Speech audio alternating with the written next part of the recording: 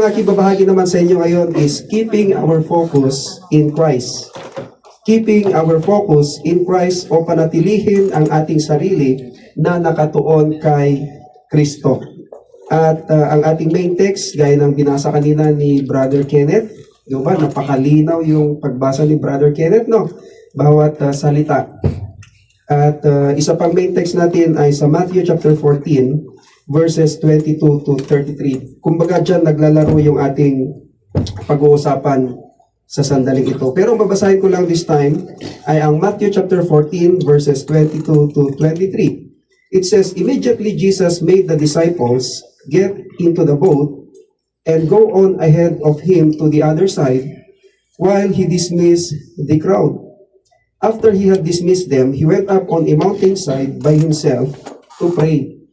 Later that night, he was there alone, and the boat was already a considerable distance from land, buffeted by the waves because the wind was against it.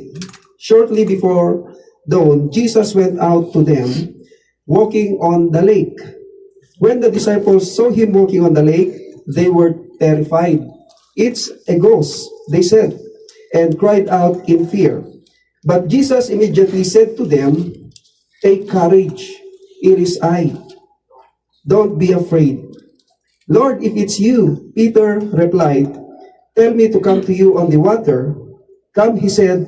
Then Peter got down out of the boat, walked on the water, and came toward Jesus. But when he saw the wind, he was afraid, and beginning to sink, cried out, "Lord, save me." Immediately Jesus reached out his hand and caught him. "You of little faith," he said, "why did you doubt?" And when they climbed into the boat, the wind died down. Then those who were in the boat worshipped him, saying, "Truly, you are the Son of God." Actually, itong aking ibinabahagi sa inyo ngayon, na keeping our focus in Christ is part 4. Okay? Kung bakit part 4? Kung bakit series 4 ito? Kasi meron na akong mga previous topics before pa. Noong ako ay nag-online teaching during the pandemic time. At nagawa ko ang lesson na ito noon pa. Pero hindi ko pa ito naita-topic. So ngayon pa lang. And same chapter lang din ang pinagkukunan ko. Doon pa rin sa ating main text na binasa ko kanina. Kasi may mga magaganda pang points na nakikita ko noong ini-extract ko ang scriptures na ito. And the purpose of our topic for today is to discover how we can keep ourselves focused on Christ. O kaya upang matuklasan natin kung paano natin mapapanatili ang ating sarili na nakatuon kay Kristo. Another miracle na nasaksihan mismo ng mga alagad ng Panginoong Hesus na kanyang ginawa ay ang pagpapatigil ng Panginoon sa rumaragasang bagyo. We can read that in Matthew chapter 8 verses 23 to 27, yung binasa rin kanina sa ating gospel reading ni Brother Kenneth. At alam naman natin na ang bagyo ay may kasamang malakas na hangin at ulan, di ba? At nagkukos ito ng baha or flood. Sikat na sikat ngayon yung issue na kinakaharap ng ating bansa, yung issue na ano yan? Ghost Flood Control Project. Ano po? Mukhang maraming gustong mag-contractor na dito. Balik tayo sa ating topic. May tao ba na ganun na kayang pahintuin ang bagyo? Nakakita na kayo ng taong ganun? Na kaya niyang pahintuin ang bagyo? Mamaya pababanggit ko yan yung kaibigan natin yan No? Maalala ko noong high school pa lang ako, narinig ko kasi yung kwento na pinatigil ni Jesus ang bagyo doon sa Matthew chapter 8 verses 23 to 27. Doon kasi sa aming province sa Kalinga, lagi kaming binabaha tuwing may bagyo. Okay, kahit walang bagyo, kung may malakas na ulan, lagi kaming nababaha. At isang araw, dahil sa inis ko, kaya alam ko yung pakiramdam ng nababaha. Lalo na pag humupa na yung tubig, talagang puro putik yan. At ang hirap linisin. Nasisira pa ang mga gamit, nalulunod yung mga alagang hayop namin, brown out ng ilang araw, minsan sasamantalin pa ng mga masasamang loob o mga magnanakaw ang panahon. At isa pa, yung takot or fear na maiisip mo, mababaha na naman kayo. Isang araw dahil sa inis ko, na lagi na lang ganito, lagi na lang kaming nababaha. At narinig ko nga yung kwento na pinatigil ni Jesus ang bagyo. Alam niyo, during typhoon, lumabas ako ng bahay. No, pumunta ako sa likod ng bahay namin para walang makakita ba. Bata pa ako noon. Then, in-apply ko ito. At tinaas ko yung kamay ko. Ganun, sabi ko, bagyo, tumigil ka. Alam niyo nangyari? Walang nangyari. Walang nangyari. Ha? Hopeless. Walang power, no? Walang remote control eh. At na-realize ko na ang Panginoong Jesus lamang ang pwedeng makagawa niyan. Amen? Ang patigilin ang bagyo. Okay, balik ulit tayo sa ating topic. Nabanggit nyo kanina si Kibuloy, no? Last na lang to mga kapatid, okay? Maalala ko yung pastor na yon sa, di ba, taga Davao siya, na hawak daw niya ang remote control ng buong universe. At kaya daw niyang patigilin ang earthquake, bagyo, o mga natural disasters. Isang pindot lang daw niya sa kanyang remote control at magi-stop na ang mga ito. Di ba? Kaya nga ginawan ng kantang stop yun, no? Stop! Pero hindi naman tumitigil yung mga natural disasters, di ba? Huwag tayong maniniwala sa mga taong kanan. Amen? Ang Panginoong Jesus lamang ang pwedeng makagawa ng mga nakakamanghang mga bagay-bagay. Now, balik tayo sa ating topic. Ang kanyang mga alagad ay nakita nilang nagturo at nagpahayag si Jesus ng may kapangyarihan. Nagpapagaling ng mga iba't ibang klase ng sakit at kahit pa ang patay ay kaya niyang buhayin. Even nga yung napakaraming mga prophecies sa Old Testament ay nagkaroon ng katuparan or fulfillment kay Jesus. Pero hindi pa rin nila kinilala ang pagiging pagkapanginoon or lordship ni Jesus. Pero tinatawag nila siyang Panginoon or Master. Gaya ng kinawit natin kanina. Back to our main text in Matthew chapter 14 verse 22, it says, "Immediately Jesus made the disciples get into the boat and go on ahead of him to the other side while he dismissed the crowd." Kaya ang first point natin mga kapatid, Jesus allows us to go through storm. O pinapahintulutan tayo ni Jesus na dumaan sa mga unos o mga bagyo. I-observe natin mabuti ang scripture.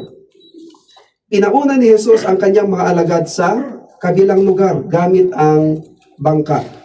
At maraming pangyayari sa mga oras na yan. At dyan nila nakasalubong ang rumaragasang bagyo. Kaya anong ginawa ng kanyang mga alagad? Sila ay lumapit kay Jesus at ginising nila siya dahil natulog ang Panginoon during storms. Na nagsasabi, "Panginoon, iligtas mo kami. Mamamatay kami." Dahil natatakot sila sa mga malalaking alon at malakas na bagyo sa dagat. Kahit sino ba naman, no, mga kapatid, kung nasa ganoong sitwasyon tayo. Pero dito makikita kung faith or fear ba ang nangingibabaw sa kanila. Kasi kasama nila ang Panginoong Jesus mismo sa kanilang bangka. Then sinabi ni Jesus sa kanila, "Bakit kayo natatakot? O kayong maliliit ang pananampalataya?" Kaya't bumangon siya at sinaway ang hangin at ang dagat at nagkaroon ng lubos na kapayapaan. Pinatigil ni Jesus ang bagyo. Ipinapakita ni Jesus na sa gitna ng mga bagyo ay nakuha niyang, anong ginawa niya? Natulog. Di ba? Ano kaya ang itinuturo ng ating Panginoong Jesus dito? Ang sarap ng tulog ng Panginoon. Baka nga humihilig pa siya, no? Buti hindi niya sinabi sa mga alagad niya na, "Disturbo kayo ah." Di ba? Kasi nga, ginising nila siya during storm. At iyan ang gusto ng Panginoon na tularan ng kanyang mga alagad. na kahit maraming mga bagyo o unos ng buhay ay kalma lang dahil kasama nila ang Panginoong Hesus mismo sa kanilang bangka. Amen? At ganun din pagdating sa atin, kalma lang. Calm down mga kapatid. Have rest in Jesus kapag maraming mga problema. Dahil kasama natin ang Panginoong Hesus. Amen?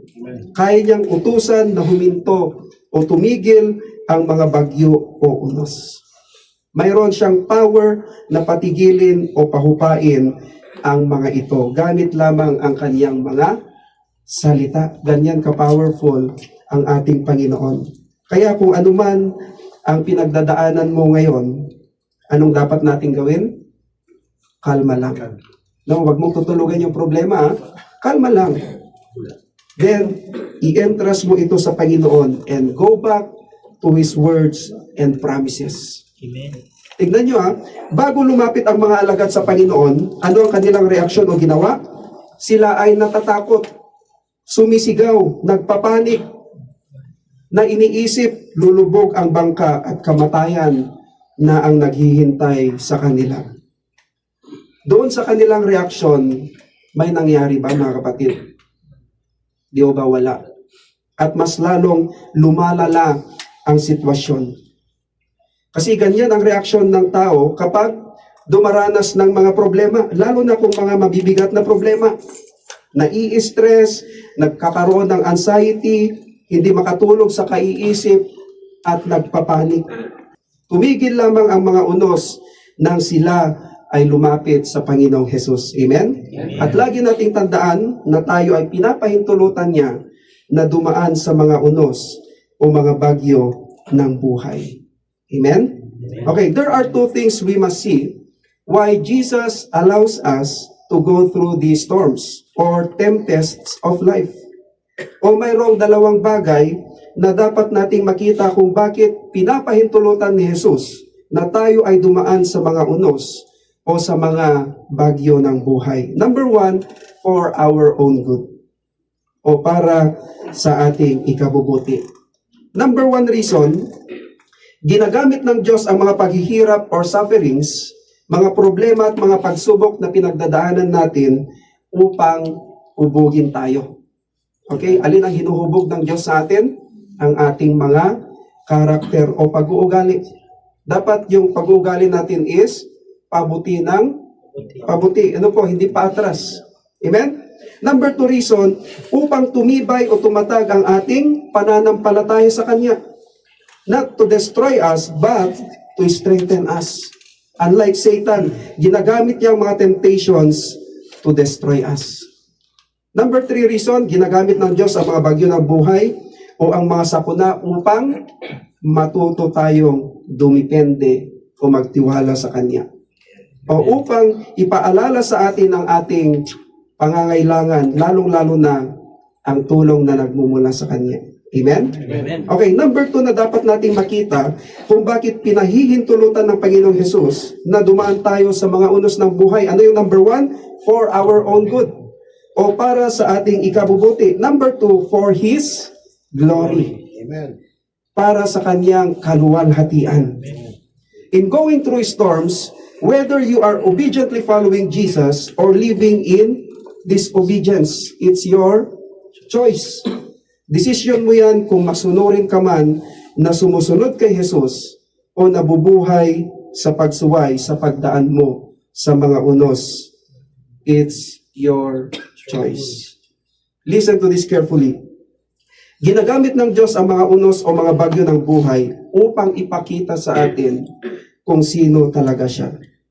Sino sa atin dito, pagkatapos niyang pagdaanan ng mga mabibigat na problema o matitinding pagsubok, ay nagpapasalamat at nagpupuri pa rin siya sa Diyos. Amen. Dahil Amen. naniniwala siyang walang imposible sa Diyos at hindi siya pinapabayaan ng Diyos. Amen? Amen. Kayang-kaya ni Jesus na patigilin ang rumaragasang bagyo. Kahit nature ay kaya niyang pasunurin o utusan. Ganon din sa ating mga hinaharap na mga mabibigat o matitinding problema. na hindi natin kayang solusyonan kahit anong gawin natin, ay kaya niyang utusan upang magkaroon ng solusyon o kaayusan ang mga ito. Amen? Kahit sa tingin natin ay wala ng solusyon, wala ng pag-asa. Naniniwala ba tayo doon, mga kapatid, na may magagawa ang Diyos sa ating buhay? Amen. Amen? If yes, nangangahulugan na mas malaki ang Diyos natin kaysa sa ating mga problema o suliranin. Mas malaki ang Diyos natin kaysa sa ating mga pinagdadaanan. Mas malaki ang Diyos natin kaysa sa mga nangyayari sa panahon natin ngayon. At mas makapangyarihan ang Diyos natin sa lahat ng mga ibang kapangyarihan. Amen? Yan ang ating Diyos na pinupuri at sinasamba. Amen. Walang imposible sa Kanya at walang bagay na hindi niya kayang gawin. Amen? Kaya lagi natin sinasabi na glory to God. Ano bang ibig sabihin nun?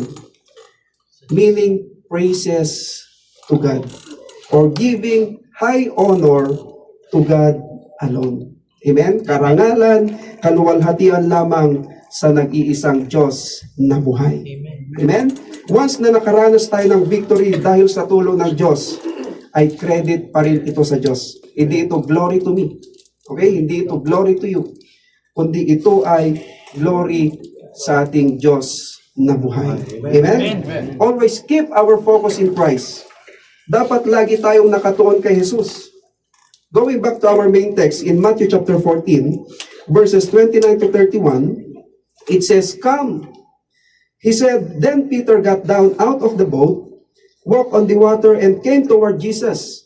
But when he saw the wind, he was afraid and beginning to sink, cried out, 'Lord, save me!' Immediately, Jesus reached out his hand and caught him." Naranasan ni Apostol Pedro ang lumakad sa ibabaw ng tubig dahil nagtiwala at nakafocus lamang siya sa Panginoong Hesus kahit sa madilim na paligid. Ang sarap siguro nun, no? Siguro, gano'n siguro ni Apostol Pedro, I'm floating. Di ba? Naglalakad siya sa ibabaw ng tubig. Pero, nang umiba na ang focus ni Pedro, doon sa malakas na hangin at madilim na paligid na siya nakatingin o nakafocus, ay anong nangyari? Siya'y natakot, nagduda, at nag-umpisa na siyang lumubog. Pero, nung nanalangin o tumawag siya sa Panginoon na humihingi ng tulong, anong sabi ni Pedro in verse 31? "Lord, save me." Amen?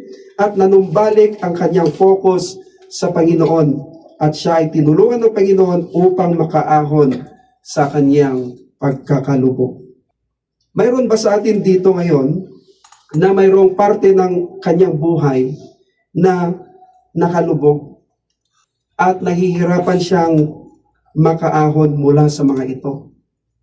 Maaring lubog sa pinansyal o utang, lubog sa mga problema, lubog sa bisyo or addiction. Lulubog ka talaga dyan. Lubog sa kasalanan, lubog sa kanyang past life, hindi makamove on, lubog sa unforgiveness, lubog sa karamdaman, at iba pa. At nais kong makita nyo yung impact kung anong kalagayan ng isang taong nakalubog. Hindi ba napakahirap? Helpless and hopeless. Ang pinakamagandang gawin natin ay tulad ng ginawa ni Pedro. Ano yung kanyang ginawa? Siya ay dumipende, tumawag at nanalangin sa Panginoon habang maaga pa. Amen? Siya ay humingi ng tulong habang maaga pa. At anong nangyari? Si Pedro ay nakaahon mula sa kanyang pagkalubog dahil tinulungan siya ng Panginoon. Anong sabi niya doon sa ating main text in verse 31? Immediately, Jesus reached out his hand and caught him. Amen? At nanumbalik ang kanyang focus kay Jesus.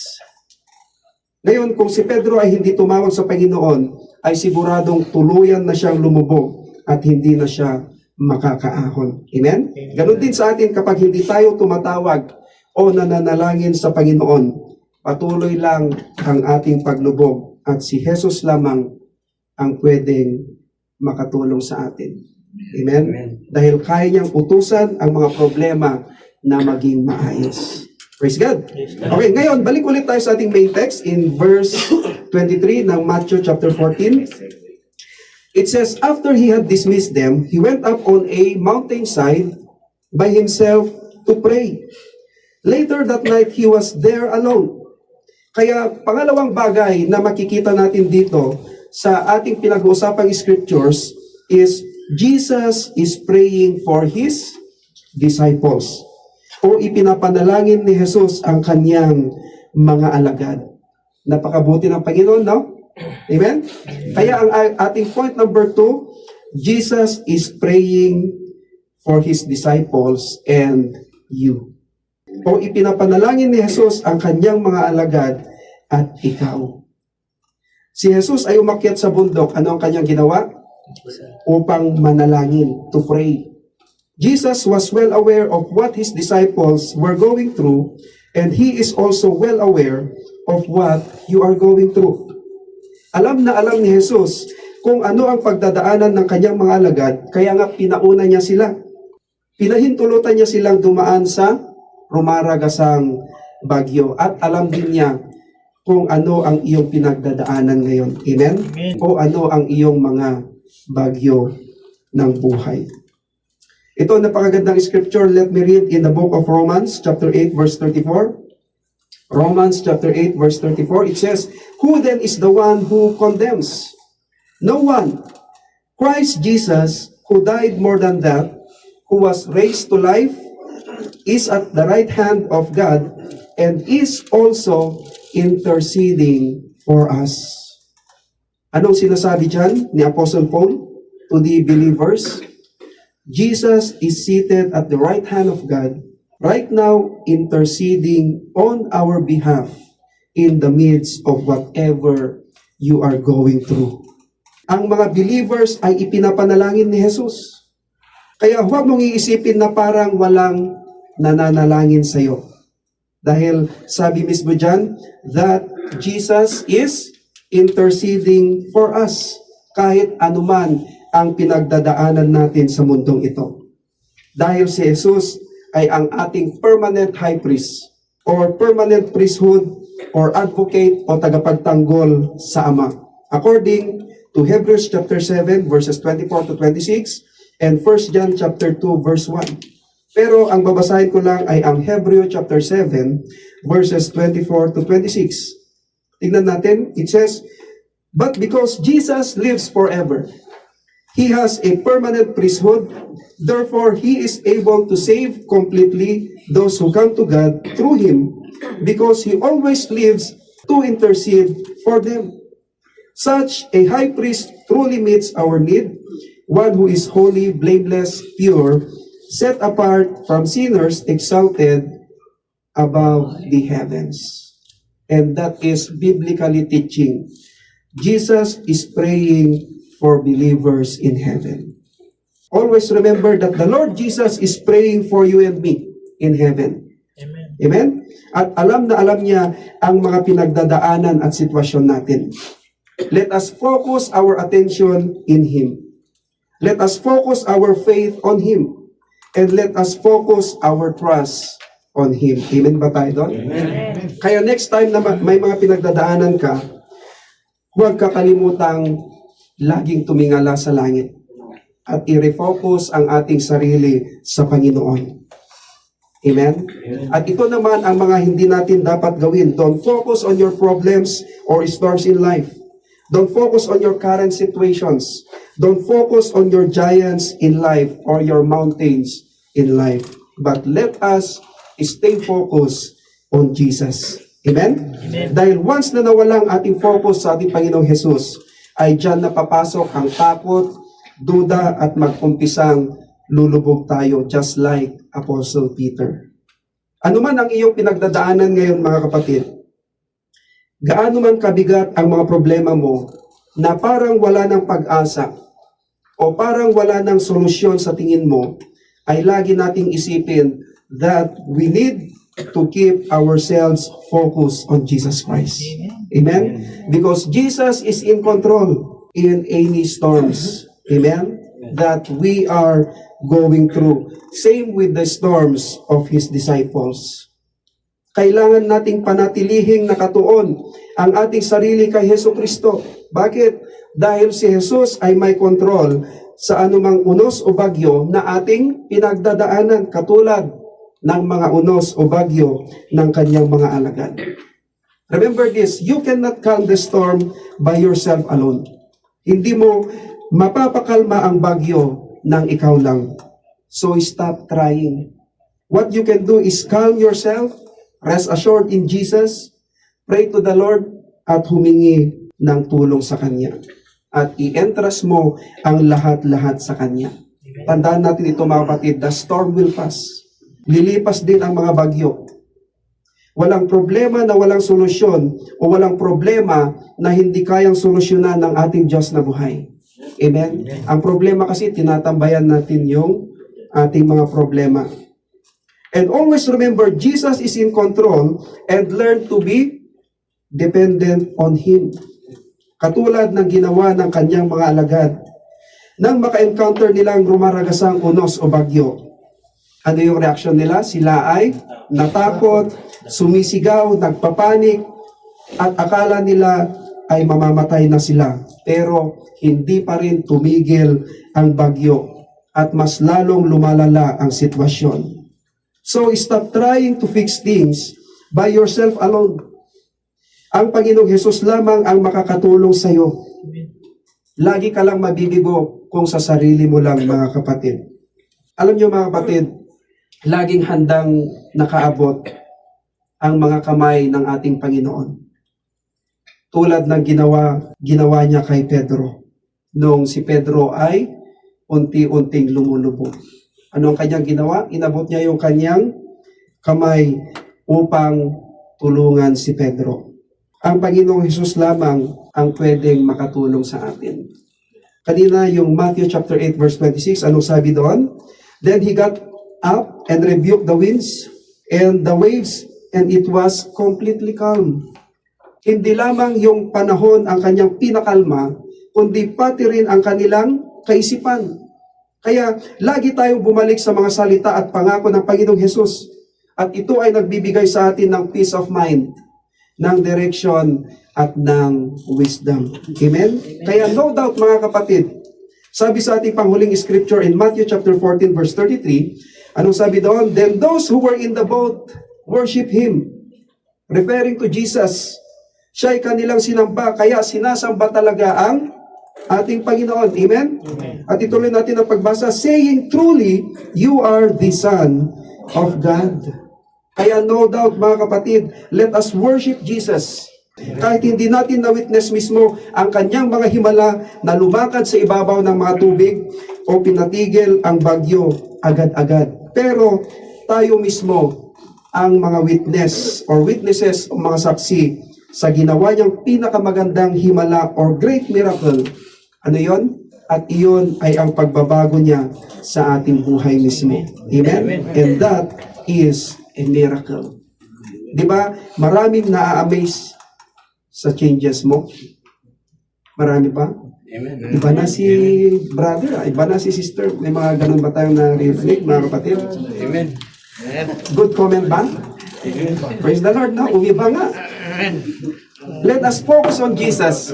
Amen? Let Jesus be the center of our lives, the center of our church, the center of our family or our home, the center of our good relationships in our ministry, in our workplace. Let us focus on Jesus, who is the Son of God.